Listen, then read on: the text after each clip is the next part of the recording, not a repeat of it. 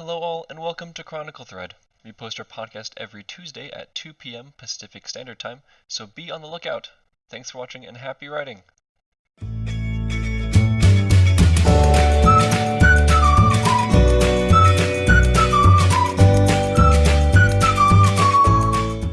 Well, hello, welcome to another podcast of Chronicle Thread. I'm Shawn Stanley. And I'm Ethan Stanley. Today we wanted to have kind of an interesting discussion. So we've talked about Ethan's story Lies, and Ethan had a topic that he wanted to bring up for us to discuss. So Ethan, I'll let you introduce. Adding a new character to the story. Not just having a new character come, chapter 5, it is now time for this character to come in, sort of thing, but you're already into the process, you have a rough idea of how the story is going to go, or maybe you have a very good idea, but then you have an idea for a new character, and well, my first question would be, why do you feel like you should add a new character? Yeah, the character should be there to give some sort of meaning to the story and should move the perspective, or should move the story forward. Yeah. I had an idea for this new character of Lies. Currently, what's his name? I have no idea I don't have a name at all. I don't even have like a face, just a concept. Currently, the characters compose of people who don't have any extraordinary or magical powers, except for the villain. He's going to have some, in some regard. But in terms of world building and to kind of explain to the reader as without just having some sort of exposition or narration, because I hate that, how the world views magic. And I was thinking about a character who was very rudimentary, very novice in their abilities of magic, but a magical character nonetheless. Now, some of the chapters I think would take his perspective on things, but whether I think it would be really good if he was in the fort where Daria and the others are training, getting pulled into the draft. But you could show the reader their perspective of magic through a lot of different ways than adding a new character. So I could. I mean, a new character is going to throw in a lot more complexity than, okay, now I'm going to be able to show how the world will view, magic and things. This character has to move the story forward in the plot, not just explain. This new character has to have its own narrative arc. And how are you going to tie that in with all the other characters? If this new character is going to be involved in the story, move the story forward, they're going to have to interact. Yeah, of course. And when they interact, how is he going to add to the story? Well, one idea I had was if I made him or her, well, probably him. If they go to the fort, probably a him only, because I want Daria being in the fort as a woman be odd and new and out of place. If there's another one there, it wouldn't make her as unique. But that aside, I was thinking of making them kind of cowardly. They're not one to pick up a sword and or to stand at the front of the line. They're much more comfortable sitting at the back. Their spells could probably be more of illusory, putting up barriers and false images and false sounds to distract and to to hide themselves and that sort of thing. But I mean, they could prove a powerful ally. Now, see, for me, I mean, when I read a book and at the beginning they introduce all the characters, and I get used to that, and I understand who's talking, what's going on. But then in the middle, or not maybe middle, but after a while, all of a sudden I have a new person that I'm trying to keep track of. That person has to have some. It can't just be introduced. There's got to be some reason why that person would have to come into the story for me to understand it. Just having a new character enter the narrative would make no sense to me of why this person's here. Why am I have to worry about his conversations or his mannerisms or his perspectives? And if it was there just to tell the reader how the world views magic, I don't know that it would be a good idea to bring in a new character. I mean, that was definitely the reason why I thought of adding him. There's also the reason why, when I first came up with the concept for this book, it was a kind of a 3-act book. Well, I mean, I guess every book has acts, whether you plan them out or not. But like in Act 1, it was going to be this set of characters doing this thing. Act 2 was like they're literally going to be sectioned out in the book. Act 2 was going to be different characters in different place, and the main character of Act 2 was going to be a magic user. But magic in that world was different. When I first conceived this book, magic was very different, and so the magic itself has changed. But I don't know. I just thought it would be a good. I mean, maybe I need to come up with a reason, or maybe I need to, throw this idea away, because not all ideas need to be used. Well, but having at least one character who doesn't have the same skills that everyone else has. I mean, he doesn't have. I mean, if you wanted to use some character to show this perspective, you could bring in a minor person that not bring him in as a main character, but show the result of him using magic, and I mean, everyone basically kicking him out. You're no longer welcome here. Really making that strong. That would show me as a reader. That's how the world perceives anybody that has any type of magic power. We don't want you here. Get out. All right. And so that I don't need a name. I don't need to know all the different things of this character. I don't need to know his fears, his desires, or wants. I don't need to know how he's going to move the story forward. All I need to know is there's someone there that has some magic that stays in the back of the room, and all of a sudden we find out that he's got magic powers, and everybody, there's not one person that stands up for him. They all want him gone. Boom. And then you show the reader how they feel. To me, to bring in a new character, unless there's going to be some importance at the end that they need to be there, I think it's going to be distracting. Okay, I think I know how I can make that work. Because I was already thinking of, because the reason for the draft changed. The reason for the draft has become to become a defensive army against a possible quote-unquote invasion from the north by Yeshians and magic users alike. In order to defend against, they're going to be taught how to fight with a sword and a shield and other weapons in the fort, but how to defend against magic would be a very niche thing to know.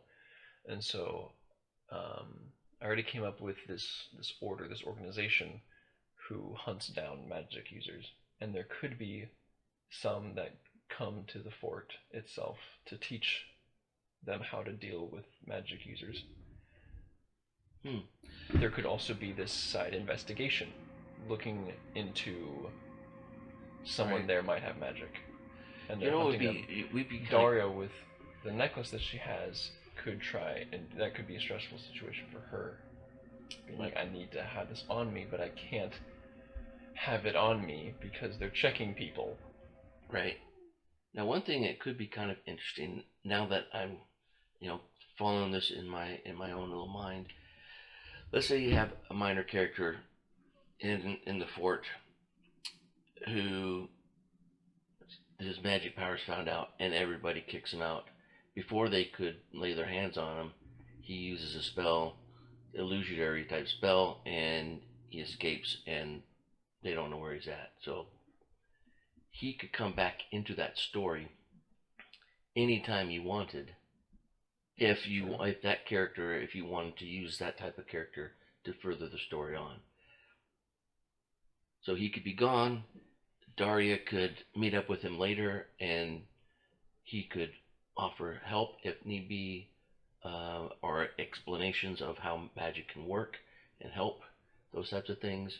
And she's going to be taking a risk at that point, listening to him, Yeah. because at this point, I would imagine she's against people with magic too.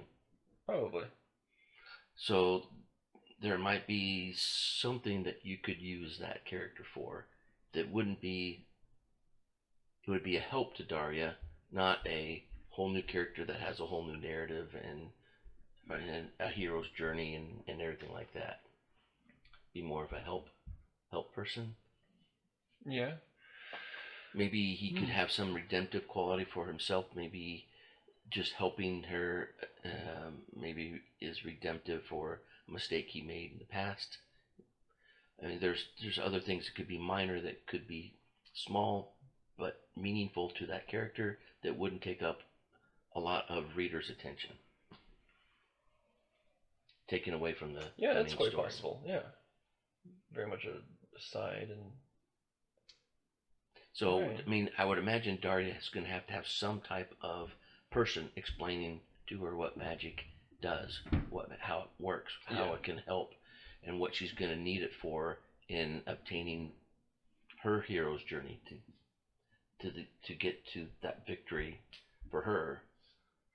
She's going to have to know how magic works, because she's going to be thrown into this world of magic. And this character could help teach her all those different things that she'll need to know. I mean, that could be pretty cool. Yeah.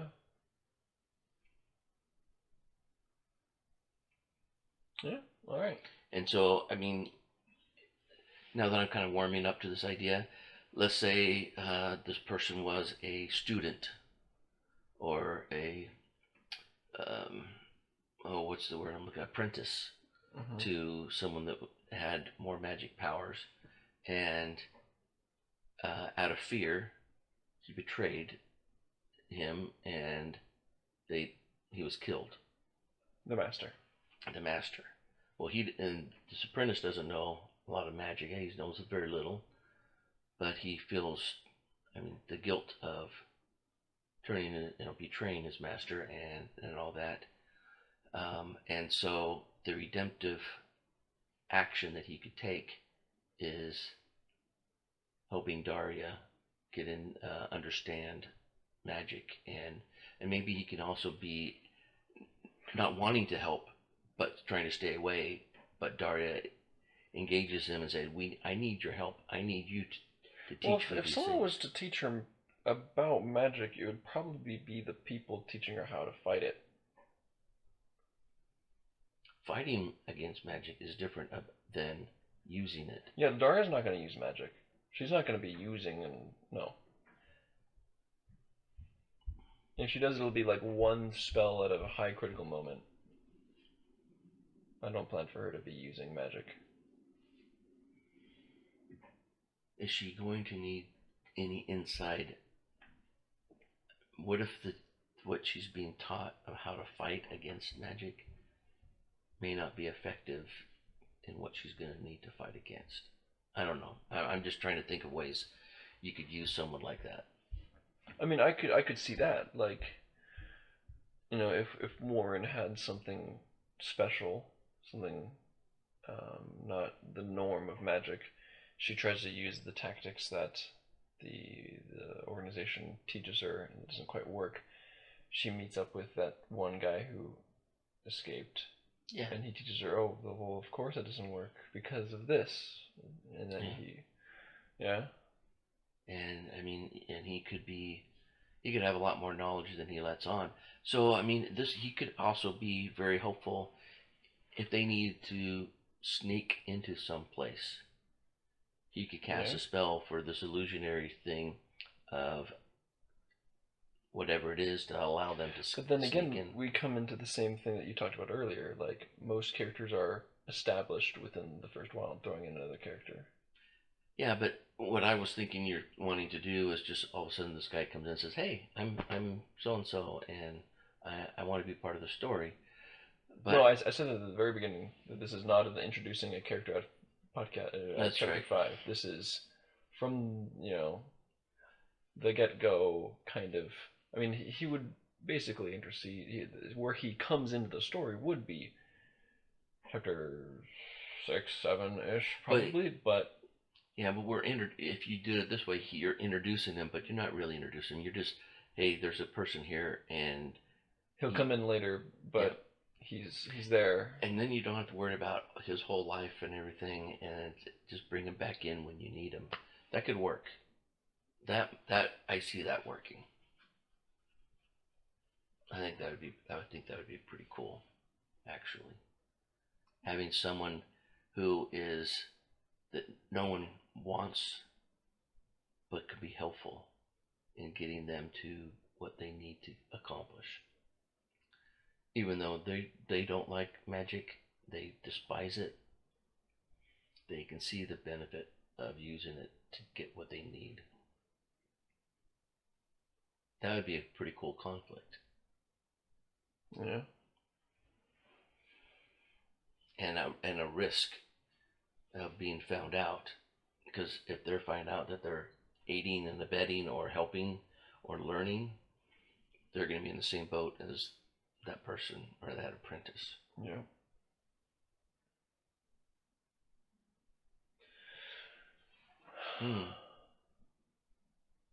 That could be kind of interesting. And the only thing that you have to show him is this redemptive thing that he's trying to do and trying to accomplish to try to get rid of this guilt that he has. So it doesn't have to be some big, huge thing or plot. Find a reason for Yeah. using magic. Find a. Yeah.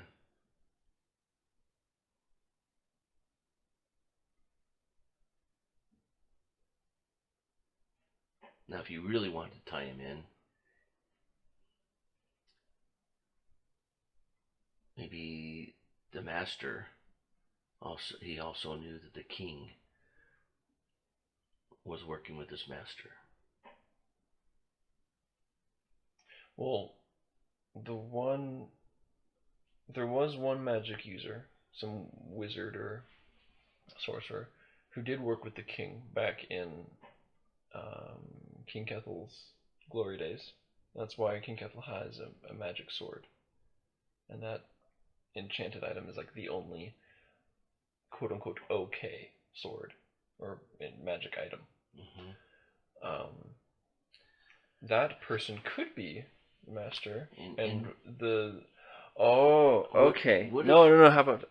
Okay. So, I think I already told you before, but in chapter, what I think it's 3, 4, 3. Warren has quote unquote his grandfather, and he pulls him onto the cart. That is the wizard who worked with King Kethel. Okay. And the reason why the apprentice is even in the forest is he's trying to look for his master.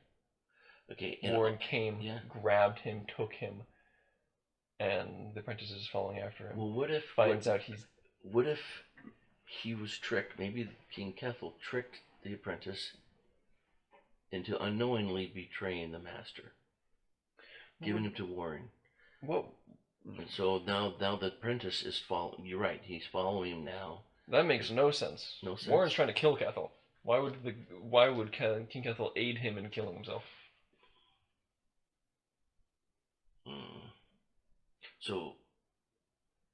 So Warren grabs the master, and then the apprentice follows, trying to find him. Yeah, Warren needs the necklace. Mm-hmm. And that's why the master gives it to Daria. You can't let him have this, and then that's when the wizard dies and kills himself. And so the apprentice comes in at that point. That would make sense. Mm-hmm. That would be a very organic way of introducing this new character. That could work. And this character could aid them, like I said before. I think it would work. Yeah. So, this idea of adding a new character, if we could figure out a way to make it organic, make it just fit into the story instead of just introducing someone new. Yeah. And it can also show the perspective. I mean, this person has to be stealth. He can't let anyone know that he's got magic, but no. After the death of his master, they find him out. Yeah. Maybe they find him trying to bring him back, or no, I don't know. I'm trying to figure out how they would. You'd have to find an unmarked grave on the side of a road and determine that it's his master. Mm. But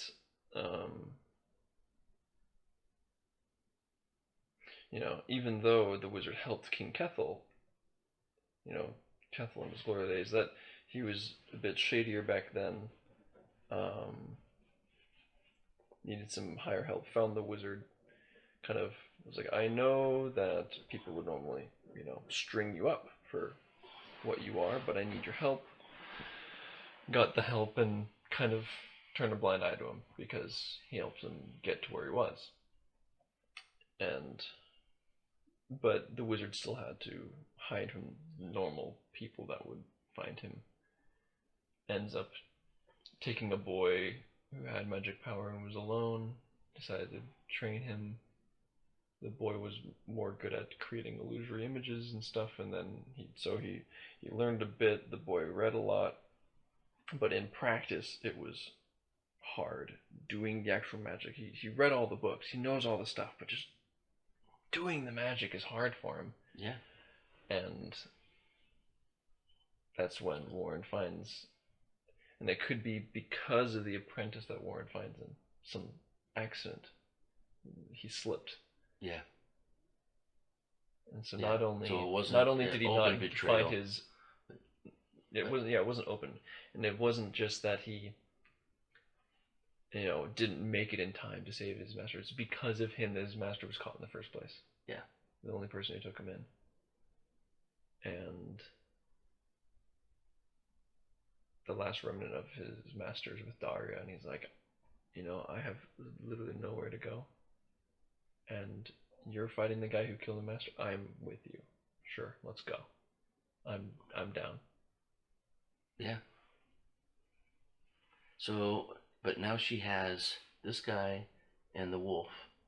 How do those two interact? Now you got two helpers, or you got the wolf, and what is that? Well, Jaffe is also going to come in. Right. Jaffe is also there. So now you Big have this boy team. With giantism. So now you have this team. So you have Daria, the wolf, Warren, the necklace, and this apprentice. Yeah. It's quite the team.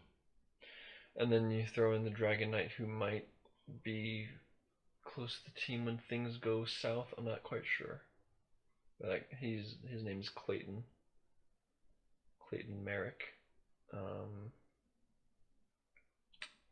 So like any story where you have a team, each person has some special skill, something that is needed to pull off the feat that's going to get them to victory. Yeah. So, I mean, the wolf, we already know the wolf is just this animal. He's an animal.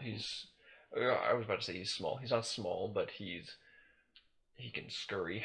Yeah. He's a wolf. He has natural attack, stealth and reflexes. skills. Yeah. With the magic, we got the one who controls the wolf and the natural-born fighter. Mm-hmm. And we have Jaffe, the boy with giantism, who's freaking strong. Yeah. So each one of these skills would have to be used in the story for a major thing to make this team work. Otherwise, they're just there. Yeah, definitely need a purpose. Yep. And when Nothing bugs me more than movies and books that have characters that don't do anything. and some of these characters, I mean, this Jaffe, the boy with giantism, uh, he doesn't know what good is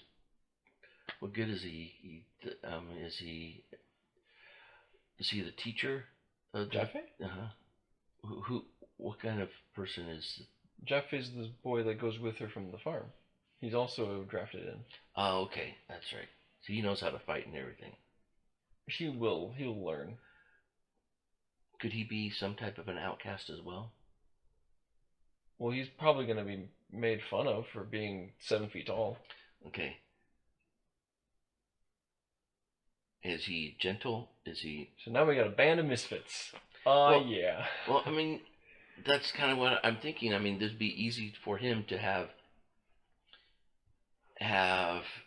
him feel I'm worth something. I can use my what I feel is a detriment to help. Yeah. I mean, his father always, put him to good use on the farm.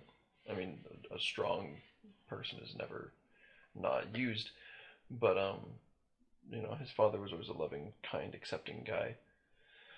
Um, so maybe, I mean, I already have kind of an idea. Joffrey's going to go into a place that is cookie cutter. They have so many recruits, so many people coming in. They have no choice but to make the training very cookie cutter. You do this, you do this, you do this many times. You practice these swings. You wear this armor. You have these weapons, and a lot of it's not going to fit him. Right. Um, the I already have a scene planned where the normal sword and shield is just not going to work for him. He flings it around like a person would fling around a toothpick. It's just kind of like I have no uncoordinated, it's uncoordinated, and like how do I like this is there's no weight behind this, and it's just but the quartermaster is going to be very difficult, and just like no, he needs to do what everyone else is doing, and Dara's going to have a problem with that. And people are going to be able to take advantage of him, his uncoordination, and they could hurt him, they could beat him, especially in the tourney that's going to happen throughout the four presses to and weed they out can laugh those. at him and make fun of him, and yeah, he could be beaten quite a few times. People are intimidated by his size and strength, but the smarter cadets are able to beat him because they understand how he works. And Dara's like, he can't wield that arming sword. His hand covers the pommel, and give him a maybe he's not that big. That'd be a big hand to cover the pommel also. But give him a club. Okay, to smash things. Club is, if anything, it'd be like a Dane axe. Okay. It'd be or a greatsword or something. Greatswords are like 15th century, but something bigger that he goes. It'd be a bigger, probably two-handed thing that he's gonna be wielding. And people just go, oh, I don't want to fight him anymore. Yeah. That would be cool. I mean, like technically, a sword and a shield, like the diversity is really good, but I feel like even if you're just using a Dane axe, if you knew how a sword and shield fighter fought, and you used the whole axe, not just the bladed edge, you might be able to win some fights. Some type of weapon that isn't normal that would fit him. That would be kind of cool, but Daria or Warren or someone would have to invent it or equip him with it. You think they'd have to invent it? Well, I mean, it could be some special type of weapon, maybe with two grips, with sword on each end or something. That Darth Maul? Well, I don't know. I'm just thinking, what if there was some other thing that he... A halberd would work fine with him. Just a big stick with a big old blade at the end. Is that common? Halberds? Yeah, a step up from spear. So why Yeah. wouldn't the person that's doing all the training go, you know what? Let's give you this. Because one, he's a very tough and stubborn guy. Two, he probably isn't gonna listen to Daria and her. Jaffe isn't going to complain. He's gonna respect authority, and he's going to be like, okay, no, this is what I need to do. And the quartermaster is just gonna be like, no, he just sucks at swinging a sword. And because the quartermaster has so many things to deal with, he has so many. For one being a stubborn guy, he also has to deal with the shipments and the repair of armors and arms. He has to deal with the distribution of them and making sure that people know how to care for them and um, Yeah. like he's not going to see that one boy and be like, you know what, I'm gonna let's get you something. But he has so many other things to worry about. So And Daria like completing with him, he's gonna be like, girl, you shouldn't even be here. So are you thinking maybe him being like a Ferdinand the Bull type of thing? This big guy that just kind of gentle and just gonna go with the flow and gonna do what I'm supposed to do, but then something's gonna click, something he has to protect, something that's going to. I mean, he's not gonna be stupid. No. But something like that, yeah. I mean, he's already aligned with Daria because they know each other from before the fort. So if there's a scene where Daria is threatened, or you don't know how that's gonna work, Jaffe could be the one that, this gentle giant. Yeah, if Daria's threatened in front of him, he's probably not gonna sit back. He's going to.